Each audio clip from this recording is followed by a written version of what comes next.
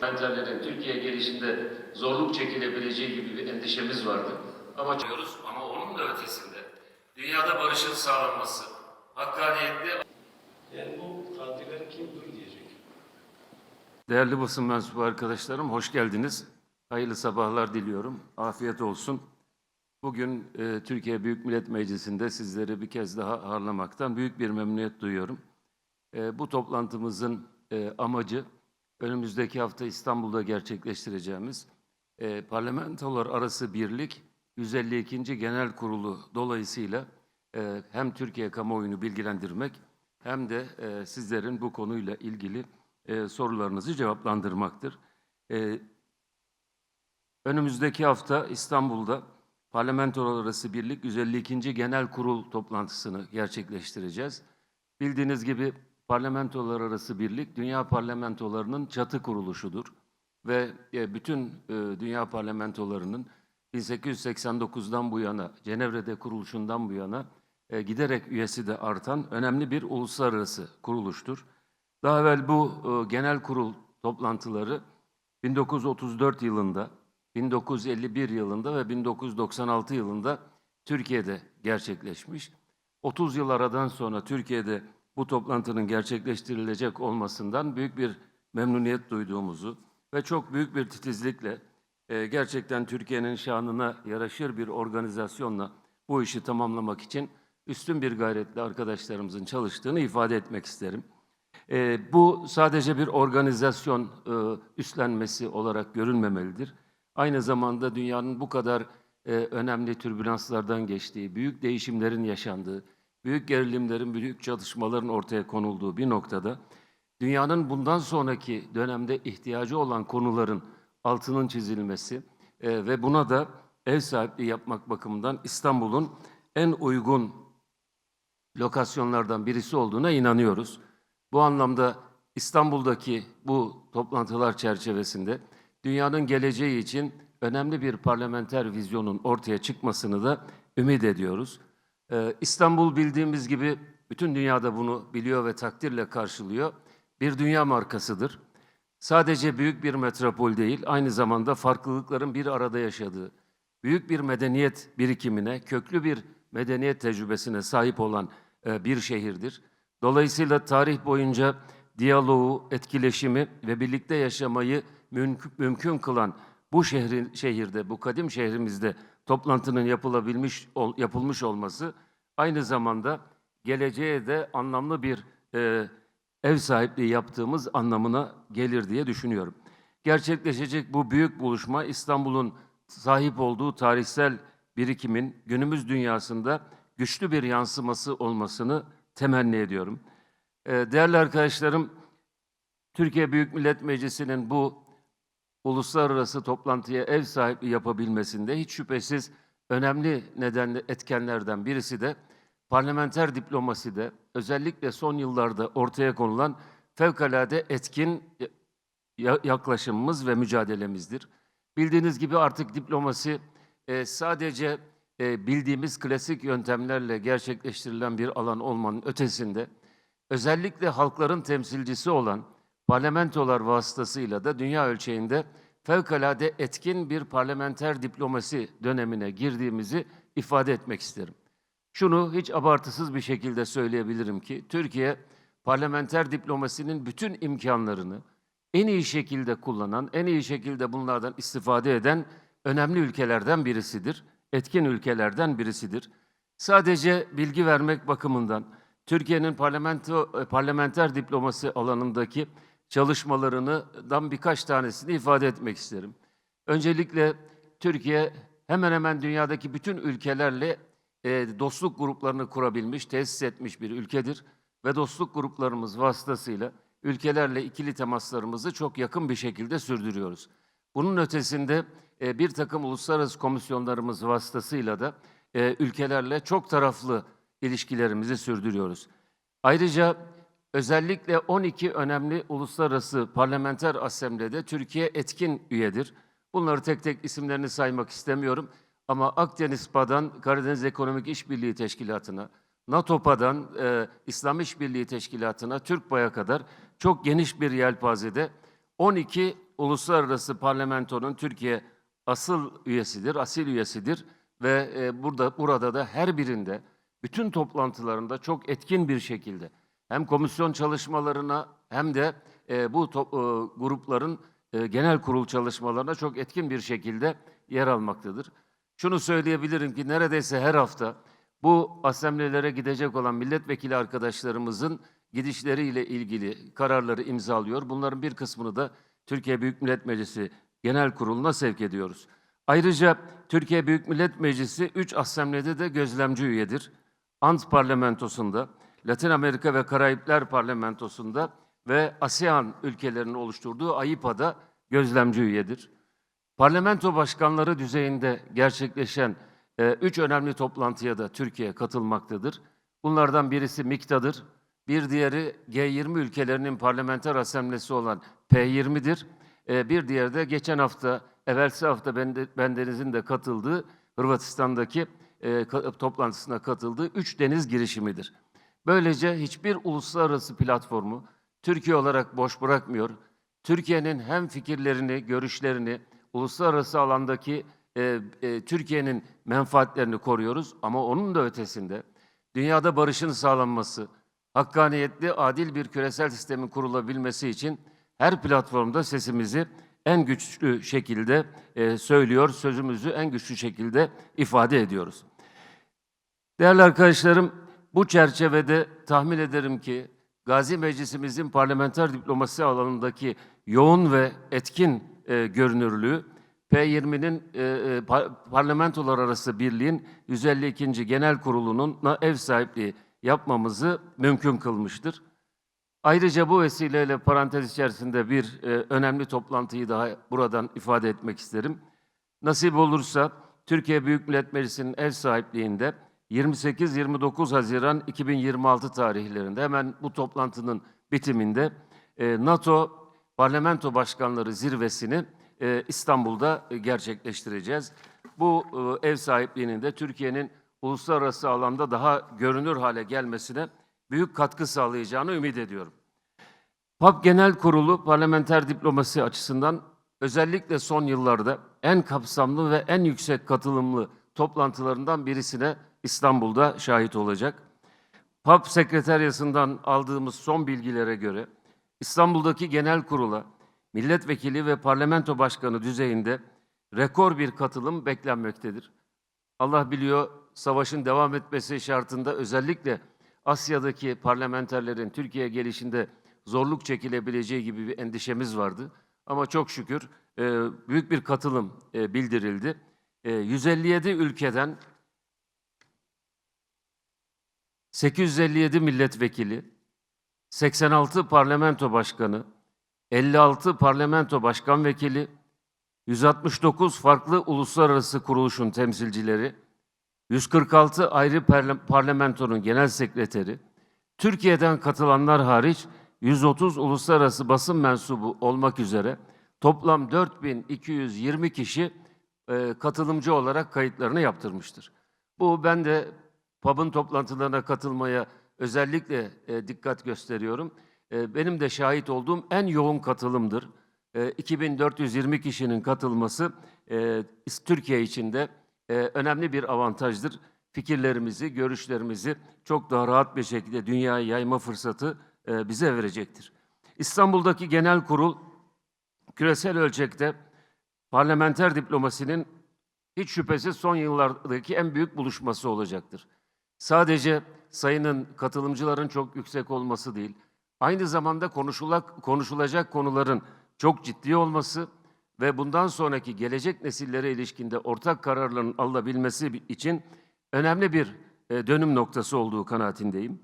Genel kurul boyunca genel kurul oturumları, 4 daimi komitenin çalışmaları, forumlar ve tematik toplantıları olmak üzere 80'den fazla etkinliği organize etmiş bulunuyoruz. Ayrıca parlamenter diplomasinin çok önemli bir alanı da bu tür uluslararası toplantılarda heyet başkanlarının, parlamento başkanlarının, dünyanın çok farklı yerlerinden gelen meslektaşlarıyla buluşma imkanı elde etmeleri, ikili görüşme fırsatı bulmalarıdır. Tahminimize göre 100'ün üzerinde ikili görüşme bu süreçte gerçekleşecek ve böylece dünya parlamentoları başkanları ülkelerinin fikirlerini dünyanın en uzak noktalarındaki meslektaşlarıyla paylaşma imkanları bulacaklardır. Genel kurulun oturum, toplantı, forum ve yan etkinliklerinde ülkelerimizin hassasiyet gösterdiği uluslararası sorunlar hakkındaki görüşlerimizi de dünya parlamenterleriyle paylaşma fırsatı bulacağız. Değerli arkadaşlarım, İkinci Dünya Savaşı sonrası kurulan uluslararası düzenin sona erdiğini görüyoruz. Bir düzen sona ermiş ama yeni bir küresel düzen kurulamadığı için dünya çok sancılı, çok problemli, çok gerilimli ve çok çatışmalı bir döneme doğru girmiştir. Günümüzde artık çatışmaların artması, eşitsizliklerin derinleşmesi, katliam ve soykırım suçlarının pervasızca işlenmesi, milyonlarca insanın yerinden yurdundan edilmesi, iklim krizinin dahi artık bir güvenlik krizi haline dönmesi, teknolojik dönüşümün de yeni belirsizlikleri ortaya çıkarması, yeni bir küresel sistemin acilen ve adalet, hakkaniyet temelinde kurulmasını zorunlu kılmaktadır. Bu çerçevede uluslararası bütün toplantılarda adil ve hakkaniyetli bir sistemin kurulabilmesi yönündeki fikirlerin son derece değerli, son derece kayda değer ve insanlığın lehine olduğunu görüyoruz ve bunun için de canla başla çalışmaya gayret ediyoruz. Dünya yalnızca çok boyutlu krizler yaşamıyor, aynı zamanda çok merkezli yeni bir dünyanın kurulabilmesi yönündeki sancıları da taşıyor. İşte tam da böyle bir dönemde, böylesine önemli bir virajda, 1889'da demin de ifade ettiğim gibi Cenevre'de kurulan ve bugün 153 parlamentonun üyesi olduğu Dünya Parlamentolar Birliği'nin İstanbul'da genel kurulunu gerçekleştirecek olması bizim için de fevkalade önemlidir. Parlamenter diplomasi bugün artık bir seçenek değildir. Küresel istikrar ve barış arayışının vazgeçilmez bir unsuru haline gelmiştir. Parlamentolar arası birlikte hiç şüphesiz parlamenter diplomasinin en köklü ve en kapsayıcı kuruluşudur. Değerli basın mensubu arkadaşlarım, bu genel kurulun ana teması, gelecek nesiller için umudu yeşertmek, barışı sağlamak ve adaleti temin etmektir. Bu başlığın bile fevkalade önemli olduğunu ve inşallah bu başlıkta dile getirilecek fikirlerin dünyanın geleceği bakımından önemli umutlar yeşerteceğini ve dünya barışının kurulabilmesi için katkı sunacağını ümit ediyoruz. Bu tema aslında bir temenni olmanın çok ötesinde bütün dünya parlamentoları için, bütün dünyada siyaset yapan siyasetçiler için siyasi bir zorunluluktur. Yoksa dünyanın barışı kurmakta gecikmesi çok daha büyük felaketlerin önünü açacak ve belki dünyada bugün nereye gidileceğini tahmin edemeyeceğimiz çok köklü felaketlerin öncüsü olacaktır. Bugün alınan kararlar yarının dünyasını şekillendirecektir. Eğer bugün doğru adımları atamazsak, gelecek nesillere bırakacağımız miras umut değil, belirsizlik ve hatta çaresizlik olacaktır. Bu yönüyle genel kurul aynı zamanda bir gelecek muhasebesi yapılacak ve bu nitelikte tartışmaların olacağı bir zemindir. Bu çerçevede genel kurulda barışın kalıcı hale getirilmesi, çatışma sonrası yeniden yapılanma, küresel ekonomik adalet, insan haklarının güçlendirilmesi, kadınların ve gençlerin demokratik süreçlerdeki rollerinin artırılması ve güçlendirilmesi ve çok taraflı sistemin geleceği, yapay zeka ve yeni teknolojilerin demokratik sistemler üzerindeki etkileri gibi başlıklar ele alınacaktır. Genel kurul kapsamında düzenlenecek toplantılarda ayrıca Orta Doğu'daki gelişmeler, Ukrayna Savaşı ve Filistin halkının maruz kaldığı zulüm ve soykırım başta olmak üzere uluslararası gündemin önemli konuları da hiç şüphesiz gündeme getirilecektir. Ayrıca Birleşmiş Milletler Türkiye temsilciliği, Türkiye Büyük Millet Meclisi ile yürütülen diyalog ve işbirliği hakkında katılımcılara bilgi verecek. Bu kapsamda ilgili kurumlarımızın desteğiyle Sultanbeyli'de bir göç merkezine de Birleşmiş Milletler heyetiyle birlikte parlamenterler ziyarette bulunacaktır.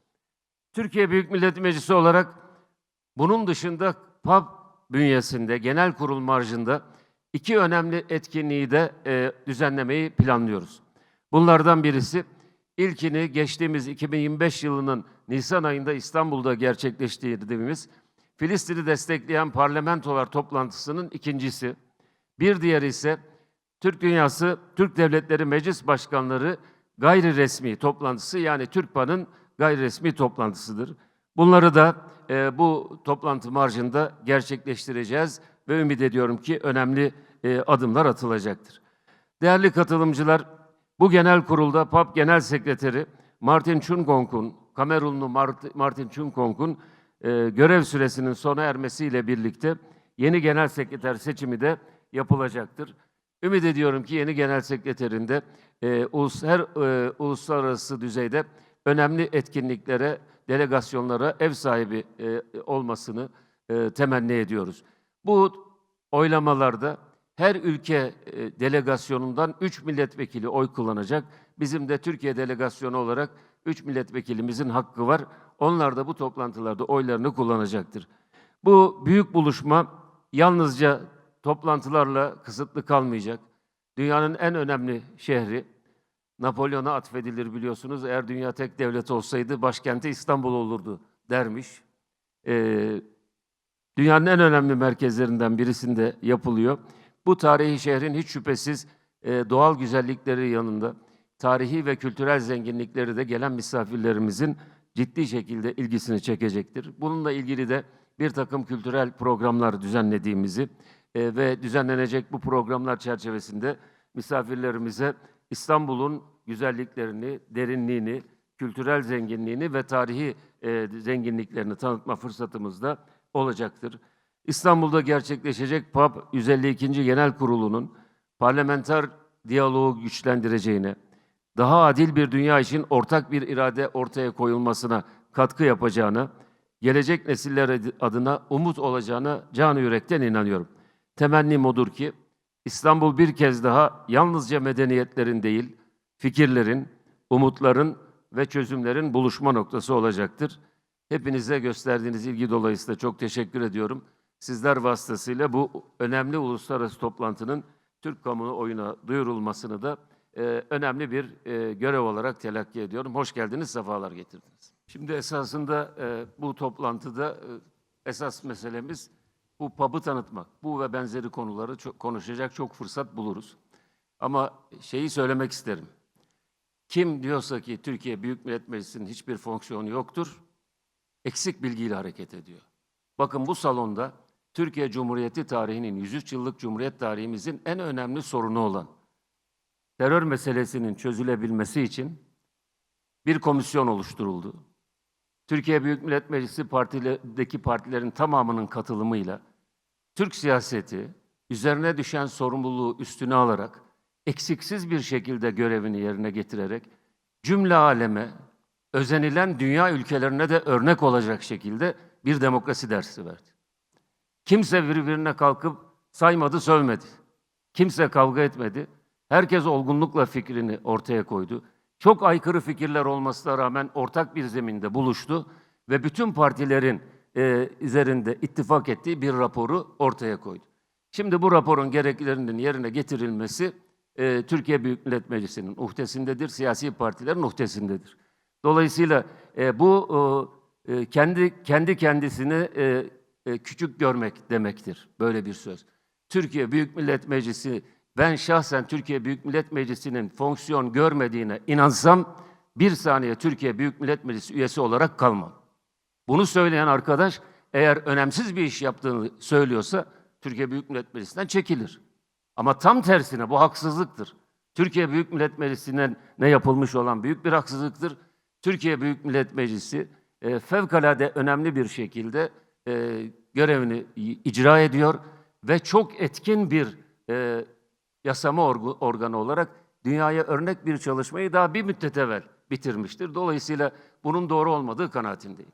Erken seçim tartışmasına gelince ya da ara seçim tartışmasına gelince, değerli arkadaşlar, kimin hangi kurallar çerçevesinde hareket edeceği anayasamızda ve iç tüzükte bellidir. Anayasamızda hangi şartlar altında ara seçime gidilebileceği çok nettir. ve hangi şartlar altında lerinin istifalarının kabul edileceği çok açıktır. Ve burada da anayasa ve iş tüzüğü çerçevesine baktığınız zaman görev, bu konudaki karar alma yetkisi Türkiye Büyük Millet Meclisi'ndedir. 1982 Anayasası çerçevesinde de sadece 2 kere bir ara seçim kararı alınmış. Bunlardan birisi 1986'da uygulanmış. 1994'te alınan karar ise uygulanamamıştır. Çünkü anayasa o zaman mecliste kanunla bu iş yapılmış. Anayasa Mahkemesi de bunu iptal ettiği için 94'teki seçim yapılamamıştır. Mesele, değerli arkadaşlar, demokrasinin en önemli özelliği her şeyin açık olmasıdır. Kuralların açık olmasıdır. Ara seçimin kuralları da açıktır. Hiçbir tereddüde yer bırakmayacak şekilde açıktır. Ara seçimin nasıl yapılabileceği de dediğim gibi anayasada ve iş tüzükte bellidir. O şartlar yerine geldiği takdirde ara seçim olur. Ama buna karar verecek, o şartların başında da buna karar verecek olan yer Türkiye Büyük Millet Meclisi Genel Kurulu'dur. Genel Kurul'un böyle bir karar alması şarttır. Yani burada Türkiye Büyük Millet Meclisi Başkanlığı'na en ufak bir inisiyatif bırakılmamıştır. Bunu diyen arkadaşların anayasayı ve iş tüzüğü okumalarını tavsiye ederim. Şimdi tabii biz yıllardır yeni ve küresel bir sistemde, adaletli bir küresel sisteme ihtiyaç vardır fikrini söylerken, bunlar o zamanlar biraz marjinal fikirler gibi geliyordu. Ama bugün bu sorduğunuz soruyu dünyanın her yerinde, her siyasetçiye sorabilirsiniz ve hemen hemen hangi siyasi eğilime sahip olursa olsun, herkes evet yeni bir dünya sistemine ihtiyaç vardır. Çünkü bu dünya sistemi artık çalışmıyor, hiçbir fonksiyon icra etmiyor diye cevap verir. Bir arayış içerisinde olduğumuz belli. Bütün dünyanın bir arayış içerisinde olduğu belli. Buradaki temel mesele hangi değerler, hangi kurallar üzerinden dünyayı inşa edeceğiz? Güç üzerinden mi inşa edeceğiz? O zaman bugünkü Orman Kanunu'nun benzeri bir düzenin devam etmesinin devam edecek demektir. Yani gücü olan istediği kuralı, istediği şeyi ortaya koyacak ve bunu zorla kabul ettirecekse böyle bir düzen olmaz. Dolayısıyla burada en temel şeylerden birisi güç değil, haklı olmanın öne çıktığı bir düzen. Adaletin öne çıktığı, hakkaniyetin öne çıktığı, insanların yaratılışta eşitliğinin, ülkelerin de egemenlikte eşitliğinin kabul edildiği bir sistemin kurulması lazım. Bunun için de gerçekten bazı mekanizmaların artık zorlanması ortadadır. Bunlardan birinin en başında gelen de Birleşmiş Milletler Güvenlik Konseyi'nin artık çalışmadığı, bu yapısıyla da dünyada en ufak bir problemi çözebilme yeteneğine sahip olmadığı aşikardır. Bir fikrin ortaya çıkabilmesi için uzun yıllar o fikrin oluşturulması lazım. Ben yeni bir dünya sisteminin kurulabilmesi için içinden geçtiğimiz dönemin bir hazırlık süreci olduğuna yürekten inanıyorum. Biz göreceğiz ya da görmeyeceğiz ama yakın bir dönemde dünya sisteminin bütünüyle değişeceğine insanlık şahit olacaktır. Nasıl İkinci Dünya Savaşı sonrasındaki sürecin başlaması bir günün, birkaç günün, birkaç yılın eseri değil, uzun 10 yıllar boyunca süren mücadelelerin sonucu ise, bugün de artık özellikle 1990'ların başında iki kutuplu dünya sisteminin çözülmesiyle birlikte devam eden bu süreç bir hazırlık dönemini olgunlaştırıyor ve önümüzdeki dönemde hakkaniyetli, adaletli ve gerçekten ulusların egemenlikte eşitliğinin sağlandığı bir dünya sisteminin kurulabilmesi için bir mücadeleyi göreceğiz. Türkiye'nin yeri nerede?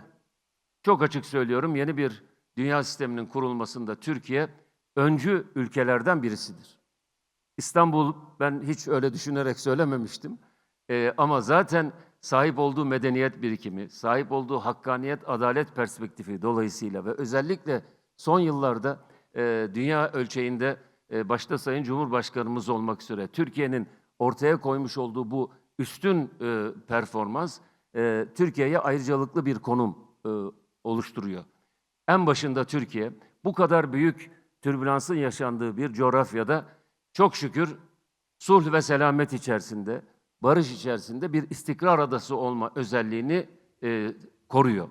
Ayrıca demin ifade ettiğim bizim terörsüz Türkiye süreci dediğimiz Milli Birlik, Kardeşlik ve Demokrasi Komisyonu çalışmaları çerçevesinde de Türkiye bir taraftan da iç kaleyi tahkim etmek için gerekli siyasi iradeyi ortaya koyuyor. Dolayısıyla Türkiye bu konumuyla ayrıcalıklı bir noktadadır.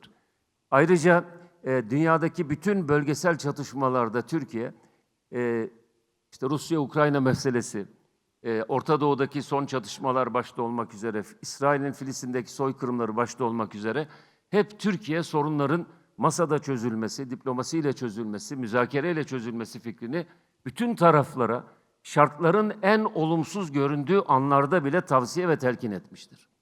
Bu da Türkiye'nin konumunu ayrıcalıklı bir noktaya taşıyor. Çünkü biliyoruz ki hiçbir savaş ilanihaye devam etmez. Savaşlar bittikten sonra hani diyoruz ya, sel gider geriye kum kalır. Kim savaşa ve insanlık suçlarına, oradaki ateşe benzinle gitti, kim oradaki ateşi söndürmeye çalıştı, bu insanlığın vicdanında ortaya çıkar. Türkiye bu özelliğiyle de barışı ve istikrarı sağlamak için olağanüstü gayret sarf eden bir ülke durumunda. Ve bu özelliği de Türkiye'yi ayrıcalıklı bir noktaya getiriyor. Ayrıca Türkiye'nin özellikle bölgesel barışın sağlanması yönündeki bu katkılarının yanında dünyada da özellikle teknoloji, yüksek teknolojiler ve savunma teknolojileri alanındaki performansı da dikkat çekiyor. Bunları üst üste koyduğumuz zaman evet, Türkiye bundan sonraki dünya sistemine ilişkin en etkili sözü söyleyecek ülkelerden birisidir.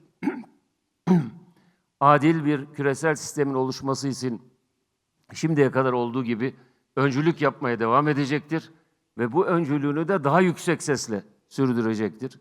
Türkiye'nin gücü, imkanları, potansiyeli arttıkça da sözünün de tesiri artacaktır. Biz güçlü büyük Türkiye derken hep şunu söyledik: sözü güçlü, gücü tesirli bir Türkiye olmak mecburiyetindeyiz. Bu istikamette yürüyoruz. Bunun en temel şartlarından birisi de kendi içerimizde birliği, dirliği bugün olduğundan çok daha güçlü hale getirmek, birlik ve beraberliğimizi ulusal kimliğimizin ana unsuru haline dönüştürmektir. Teşekkür ediyorum. Şimdi hakikaten bu çalışma sonrasında önemli bir şekilde neler yapılması gerektiğine ilişkin yol haritası, özellikle raporun 6. ve 7. bölümlerinde ortaya konuldu. Ve burada bu yasal düzenlemelerin yapılabilmesi için bir kritik eşik tanımlandı. O kritik eşik de örgütün tamamıyla tasfiyesi ve silahların bırakılmasıyla ilgili devletin güvenlik birimlerinin tespit süreci. Dolayısıyla her şey kendi istikametinde yürüyor. Bu konuda evet, acele etmemiz lazım. Bir an evvel bir şey almak lazım ama bu acele işlerimizi heyecanla, işlerimizi plansız bir şekilde yapmamızı gerektirmiyor. Burada karar alınmıştır, bir yol haritası ortaya çıkmıştır. Burada bundan sonra hangi adımların atılacağıyla ilgili olarak da sorumluluk Türkiye Büyük Millet Meclisi'nde grubu bulunan siyasi partilerdedir. Siyasi partilerimizin kendi görüşlerini olgunlaştırması ve sonunda da öyle arzu ederiz ki partilerin ortak mutabakatıyla aynen komisyon raporunda olduğu gibi bir yasal düzenleme teklifinin Türkiye Büyük Millet Meclisi Genel Kurulu'na gelmesi temin edilmelidir. Türkiye Büyük Millet Meclisi Başkanlığı olarak bu konuda kolaylaştırıcı, yol açıcı şekilde rolümüzü oynarız. Ama esas mesele şu anda sorumluluk Türkiye Büyük Millet Meclisi siyasi partilerinin, grupların üzerindedir. Değerli arkadaşlar, komisyon çalışmalarını şöyle bir kısaca hatırlayın. Hep zaman tartışması yaptık. Ben o zaman da söyledim. Mesele zaman tartışması değil, muhtevadır. Yani efendim, komisyon şu zaman mı kurulacak, şu şekilde mi kurulacak? 1 ay, 2 ay bunu tartıştık. Bunun hiçbir önemi yok. Mühim olan istikametinizin ne olduğu, ne yapacağınızı bilmenizdir. Komisyon raporu bu anlamda bir yol haritası belirlemiştir. Gönlümüz arzu eder ki en kısa süre içerisinde, mümkün olan en kısa süre içerisinde bu işin tamamlanmasıdır. Ve artık Türkiye'nin bu kadar büyük çabayla, bu kadar büyük fedakarlıkla siyasetin ortaya koyduğu bu çabanın sonuçlanmasıdır. Tabii burada yeri gelmişken şunu da söylemek isterim. Siyaset bu kadar büyük sorumluluğu üzerine almış ve bunu da fevkalade başarılı bir şekilde gerçekleştirmişken, örgütün de kendi sorumluluklarını yerine getirmesi ve başta mutabık kalınan silahların bırakılma sürecinin hızlandırılması da en temel beklentimizdir. Biliyorsunuz Türkiye-Ermenistan ilişkilerindeki bizim en önemli hassasiyetimiz Azerbaycan Can Azerbaycan'la Ermenistan arasındaki ilişkilerdi. Ve biz Güney Kafkaslar'da bütün ülkelerin işbirliği içerisinde olabileceği bir düzenin kurulmasının mümkün olduğuna başından beri inanıyoruz. Buradaki en önemli sıkıntımız Karabağ'ın işgaliydi. Karabağ'ın işgalinin kurtarılması ve böylece Karabağ'ın tekrar hak ettiği şekilde Azerbaycan toprağı haline dönüşmesi ile birlikte Güney Kafkaslar'da yeni bir denge ortaya çıkmış oldu. Ve bu anlamda da özellikle son dönemlerde Azerbaycan ve Ermenistan arasındaki yakınlaşmayı da fevkalade olumlu, fevkalade önemli buluyoruz. Tabii ki ifade ettiğiniz gibi Türkiye, Azerbaycan, Ermenistan arasında hem parlamenter düzeyde hem siyasi düzeyde üçlü ilişkiler de olabilir.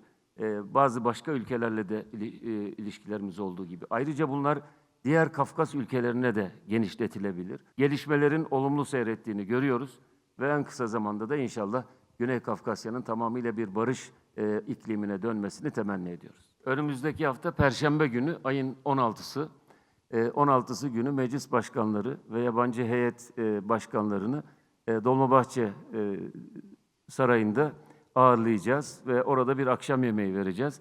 Bu toplantının ana konuşmacısı, ev sahibi Sayın Cumhurbaşkanımız Recep Tayyip Erdoğan'dır.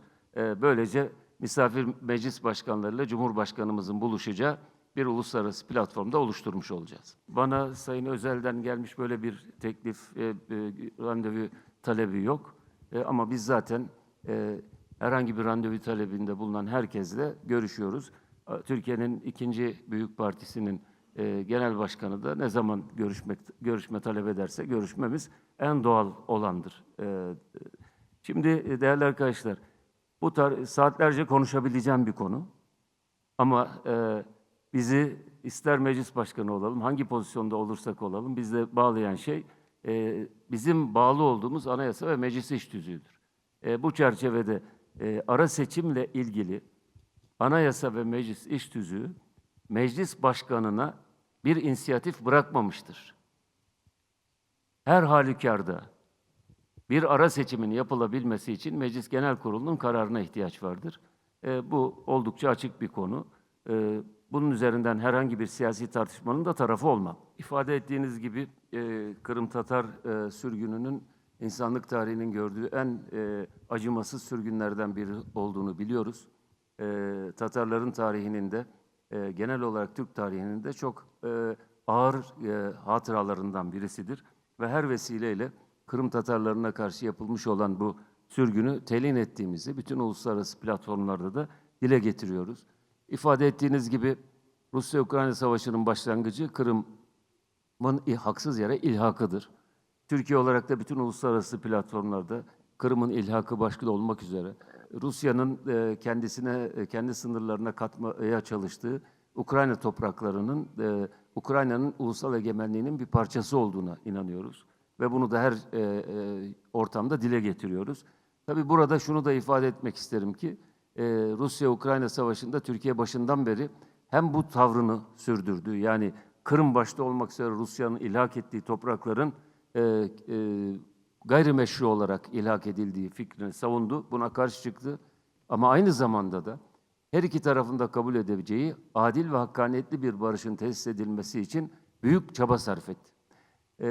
Ne yazık ki 2022 yılında Dolmabahçe'de varılan anlaşmada maalesef iki tarafta son noktaya koymuşken bazı ülkeler istemediği için savaş devam etti.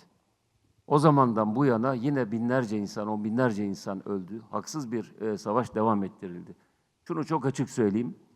Kırım'ın ilhakına ses çıkaramayan ya da çıkarmayan bazı batılı ülkelerin Rusya-Ukrayna Savaşı'nın devam etmesinden yana bir tavır içerisinde olduğu çok net bir şekilde görülüyor. Ve maalesef özellikle önceki Amerikan yönetimi bu savaşı Rusya'ya karşı Batı'nın konsolide edilmesi için bir fırsat olarak telakki etti. Olan masum insanları oldu, masum halkları oldu. Gözümüzün önünde bitmeye çok yakın olan, ön anlaşmasının yapıldığı, nihai anlaşmanın imzalanacağı bir barış anlaşması yapılamadı. hala bir fırsat olduğu kanaatindeyim. Tekrar her iki tarafında onurlu bir şekilde kabul edebileceği bir barış anlaşması üzerine çalışılabilir ve bu da yapılabilir. Yeter ki Ukrayna üzerinden birileri bir siyasi hesap üzerinde olmaz. Türkiye'nin bu genel sekreterlik seçiminde bir aday yok. Şu anda ortaya çıkan adaylıklar kesinleşti. Bildiğim kadarıyla 5 ülkenin adayı var. Bunlardan bir tanesi işte Güney Kore var, Arnavutluk, Romanya var. 5 ülkenin adayı var. Bunların arasında sırayla seçim oluyor. İlk seçimde en az oyu alan eleniyor. En sonunda 2 aday kalıyor. Sonunda bir tanesi çıkıyor. Bildiğim Güney Kore, İsveç, Romanya, Senegal ve Yunanistan'dan 5 aday var. Bunların arasında seçim olacak. Türkiye'de 3 delegasyondan 3 arkadaşımız oylamalara katılacak. Bu toplantı için İsrail'in herhangi bir kayıt yaptırmadığını biliyoruz bugüne kadar. Ayrıca İran tarafından da İran Meclisi'nden kayıt yaptırmış olan milletvekilleri var. Onların gelmesini bekliyoruz. Şimdi tabii acil gündem maddesi diye bir toplantının maddesi var. Burada toplantıya katılan ülkeler, onlar da grup. Biz mesela 12+1 grubundanız, yani Batı Avrupa grubundanız. Mesela bizim gruptan böyle bir acil gündem maddesinin çıkması çok zor. Ama başka işte Afrika ülkelerinin, Arap ülkelerinin içinde bulunduğu gruplarda bu çalışmaların yapılması için teklif ve tavsiyelerde bulunacağız. Ama genel kurulun yapısına baktığınız zaman burada 3'te 2 çoğunlukla acil gündem maddesinin alınabilmesi için bir oy çokluğuna ihtiyaç var. Böyle bir oy bulunabilir mi bilmiyorum. Ama her platformda biz bu konuyu gündeme getireceğiz. Ben bütün konuşmalarımda ifade edeceğim. Bütün ikili görüşmelerimizde, diğer arkadaşlarımızın, parlamenter arkadaşlarımızın da kendi katıldıkları komite toplantılarında bu konuyu mutlaka gündeme getirecek. Hiç şüphesiz bu idam yasası PAB'ın resmi gündeminde olmasa bile ana gündem maddelerinden birisi olacak. Değerli arkadaşlar, başlanan bir iş yarım kalmaz. Siyasetin en büyük zaafı o olur. İnşallah bu iş yarım kalmayacaktır. Yani Türkiye daha önce de terörün bitirilmesi, Türkiye'de nihai olarak dostluğun, barışın, kardeşliğin temin edilmesi konusunda çok inisiyatifler aldı. Ama bu inisiyatifler yarıda kaldığı için Türkiye uzun yıllar terörle uğraşmak mecburiyetinde kaldı. Büyük toplumsal kırılmalara neden oldu. Dolayısıyla başlanmış ve şimdiye kadar geldiği noktada sizin gazeteci olarak zaman, şekil, yöntem konusundaki hassasiyetlerinizi anlıyorum. Bunlar sizin mesleki davranışınız olarak da normal kabul ediyorum. Ama sonuçta bir sürecin devamında geldiğiniz nokta ve varacağınız hedef önemlidir.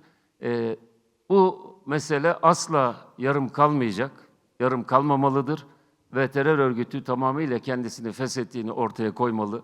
Örgütün silahları bütünüyle teslim edilmeli ve bununla paralel olarak da raporumuzda da ifade ettiğimiz gibi bu anlamda gerekli yasal düzenlemelerin yapılması gerekir. Tabii ki burada sorumluluk Türkiye Büyük Millet Meclisi Genel Kurulu'nundur. Yasa çıkaracağız. Hazırlığının nasıl yapılacağı, kimler tarafından yapılacağı, bütün bunların hepsi teferruattır. Ben bu konuda meclis başkanı olarak üzerime düşen sorumluluğu zaten icra ediyorum, icra etmeye devam ederim. Lübnan'a saldırıyorlar. Yani bu katiller kimdir diyecek. Herhangi bir gerekçeyle İsrail'in daha evvel saldırdığı ülkelerden herhangi birisine saldırmasını mümkün kılacak uluslararası bir şey var mı, karar var mı? Yani adam daha evvel tuttu, işte Yemen'e saldırdı, İran'a saldırdı, Lübnan'a defalarca saldırdı, Katar'a saldırdı. Aklına esen her yere saldırıyor. Bunu bırakın, dünyanın başka başkentlerinde istemediği insanlara karşı suikast işleyerek devlet terörünü icra ediyor. Herhangi bir yasa, herhangi bir uluslararası teamül kabul ettiği yok. İsrail'in uluslararası sistem tarafından durdurulmasının bir tek yolu vardır. İsrail'i gerçekten güçle, yaptırımlarla engellenmesinden başka yol olmadığı görülüyor. Şimdi İran'la savaşıyorsan, Lübnan'la ne işin var? Lübnan'la savaşıyorsan, İran'la ne işin var? Mesele çok açıktır. Saf olmanın gereği yoktur. Çok açık söylüyorum. Bu savaş Amerika için başka bir anlam ifade ediyor, İsrail için başka bir anlam ifade ediyor. Her ne kadar Haçlı Siyonizmi bir ittifak içerisinde görünseler de, nihayetinde Amerika'nın esas hedefi İran'ın kabiliyetlerini, imkanlarını azaltmak ve İran'ı tırnak içerisinde söylüyorum terbiye etmektir. İsrail'in hedefi ise Amerika'dan farklı olarak Nil'den Fırat'a kadar bütün coğrafyayı ele geçirmek ve buradaki insanların tamamını köleleştirmektir. Yoksa soruyu sorduğunuz zaman böyle bir perspektife sahip olan İsrail'in İran'la ne işi var? Mesele bunu görmeden, yani Büyük Orta Doğu Projesi'nin ne anlama geldiğini görmeden, İsrail'in bu saldırgan hedeflerini anlamak mümkün değildir. Eğer Orta Doğu'da siyaset yapıyorsanız, Büyük Orta Doğu Projesi'nin bütün teferruatını da çok iyi anlamak durumundasınız. İsrail geldiği noktada şöyle düşünüyor. Hazır İslam dünyası bu kadar bölge ülkeleri bu kadar bölük pörçükken, bu kadar dağılmışken, bu kadar parçalanmışken, bu kadar inisiyatifsiz bir hale gelmişken ve en büyük müttefiki olan Amerika Birleşik Devletleri'ni de bir şekilde bütün ordularıyla bu coğrafyaya çekmeyi başarmışken nihai vuruşunu gerçekleştirmek istiyor. Mesele budur. Yoksa Lübnan'daki sivil yerlere dün gördük işte ateşkes ilan edilmiş. Ateşkesin beyefendiler masada ateşkesin tarafı bile olamamış. Böyle bir noktada mevcut Amerika ile İran arasında konulan geçici ateşkesi ortadan kaldırmak için bir saldırıda bulunuyor. Mesele bundan ibarettir ve bu zulüm mekanizmasının, bu bölge için büyük bir istikrarsızlık unsuru olan mekanizmanın mutlaka ve mutlaka durdurulması şarttır. Bunu da görmeden, yoksa her meseleyi geçici olarak görürüz. Bizim hayatımız boyunca, siyasi hayatımız boyunca İsrail'in Orta Doğu'da tartışma konusu olduğu nice konulara, nice böyle çatışmalara, tartışmalara şahit olduk. Hiçbirisinin geçici olmadığı o zaman da belliydi. Ama hep bir adım öteye, bir adım öteye, bir adım öteye geldiği yer burasıdır. 1967 Savaşı öncesinde İsrail'in bugünkü sınırlarını söylüyor olsaydık herhalde dünya güler geçerdi. Ve hepinizin bildiği gibi dünyada resmi sınırı olmayan tek ülke İsrail'dir. Çünkü zihinlerindeki sınır Nil'den Fırat'a kadar olan coğrafyanın kendi hakimiyetlerine alınmasıdır. Trump'ın ne söylediğinden ziyade ne yaptığına bakmak lazım. Bugün söylediği sözün karşılığında yarın ne söyleyeceğini bilmiyorum ki buna bir yorum yapayım. Ya pratik olarak çekilemez ama yarın NATO hakkında Trump'ın ne söyleyeceğinden emin misiniz? Dolayısıyla niye yorum yapıp sözümü tüketeyim? Yorum yapmanın doğru olmadı. Ama şunu söyleyeyim. Beni Türkiye tarafı ilgilendirir. Türkiye, değerli arkadaşlar, burada biraz dost meclisi olarak söylüyorum. Geçtiğimiz hafta 3 deniz girişiminin toplantısı için Hırvatistan'daydık. Çok sayıda meclis başkanı ile, yani 3 deniz, Adriyatik, Baltık ve Karadeniz. Buraya kıyısı olan ülkelerin oluşumu yeni bir oluşum. Yani bir takım güvenlik endişeleriyle ortaya çıkmış olan bir oluşum. Orada hem görüşmelerimizde hem genel olarak elde edindiğim intiba şudur. Ülkeler şöyle bir noktaya gelmiş vaziyette, batıdakiler için kastediyorum. NATO artık bir güvenlik şemsiyesi oluşturmuyor. İşte Ukrayna örneği ortada. Avrupa Birliği 2014'ten itibaren Kırım'ın ilhakı ile birlikte başlayan süreçte etkisiz bir uluslararası organizasyon. Ama her birisinin de bir güvenlik ihtiyacı var tek tek ülkelere baktığınız zaman. Bu güvenlik ihtiyacında da bölgesel olarak önemli bir güç olan ve kendisinden savunma sanayi başta olmak üzere birçok alanda fevkalade ciddi etkisi olan, istikrarlı bir ülkeye, siyasi istikrarı olan, ekonomik istikrarı olan bir ülkeyle ikili ilişkileri geliştirmeye ihtiyaç duydukları şeklinde bir anlayışları var. Bu ülkede Türkiye. Yani birçok ülke için Türkiye'nin önemli bir ikili ilişkileri geliştirilmesinin gerektiği bir ülke olduğunu görmekten büyük bir memnuniyet duydum. Ayrıca aynı şeyin Körfez ülkelerinin hemen tamamı için geçerli olduğunu söyleyebilirim. Aynı şeyin Afrika'daki birçok ülke için geçerli olduğunu söyleyebilirim. Bu süreçler Türkiye'nin hem Batı için, hem Körfez için, hem az evvel Güney Kafkasları konuştuk, hem Güney Kafkaslar için, bütün hayati enerji hatlarıyla ilgili olarak ve bütün dünyanın stratejik bölgeleriyle ilgili olarak Türkiye'nin vazgeçilmez bir şekilde yükselişinin olduğu bir döneme giriyoruz. Daha evvel söylemiştim, yıllar evvel, ama bir kere daha yeri geldiği için söyleyeyim. Önümüzdeki dönem Türkiye'nin önlenemez yükselişine şahit olacağımız bir dönemdir. Bütün şartlar buraya doğru Türkiye'ye bir rol biçiyor. İnşallah bunu en iyi şekilde yerine getirebiliriz. Bu siyaset üstü bir meseledir. Bütün Türkiye'nin buna odaklanması lazım. Kamu kurum ve kuruluşlarımızla, üniversitelerimizle, iş dünyamızla ve sivil toplum kuruluşlarımızla Türkiye'nin bu yeni rolünü benimsememiz lazım. Bu şu demektir, mevcut şu anda var olan, herhangi bir fonksiyon icra etmekte zorlansalar bile var olan kurumların tamamında, demin size saydım 12 tane uluslararası parlamenter asamblede üyeyiz. Hepsinde Türkiye'nin rolü artacaktır. NATO'da da artacaktır, İSİPAP'ta da artacaktır, bilmem işte G20, P20'de de artacaktır. Türkiye'nin rolü NATO'da da artacaktır. Avrupa Birliği'nde de artık ister istemez böyle olacaktır. Dolayısıyla Allah güç, kuvvet, imkan ve mühlet versin. Öyle bir noktadayız ve bunu değerlendirmek için de önemli fırsatlara sahibiz. Ümit ederim ki bundan en iyi şekilde istifade ederiz. Yani biz bu görüşlerimizi her platformda, her fırsatta, ister karşımızda bir topluluk olsun, ister karşımızda bir kişilik muhatabımız olsun, herkesle bunları konuşuyoruz. Yıllardır konuşuyoruz. Bu zaten Türkiye'nin uluslararası alanda da belli bir etki alanını oluşturuyor. Tabii burada bizim Türkiye olarak kendi görüşlerimizi söylememiz, buna sadece biz karar veririz. Ama ortak bir metnin çıkarılabilmesi, ortak bir metnin imzalanabilmesi için de genel kuruldan, demin de söylediğim gibi genel kuruldan bir belli oy çokluğuyla bu teklifin geçmesi lazım. Onlara da bakacağız.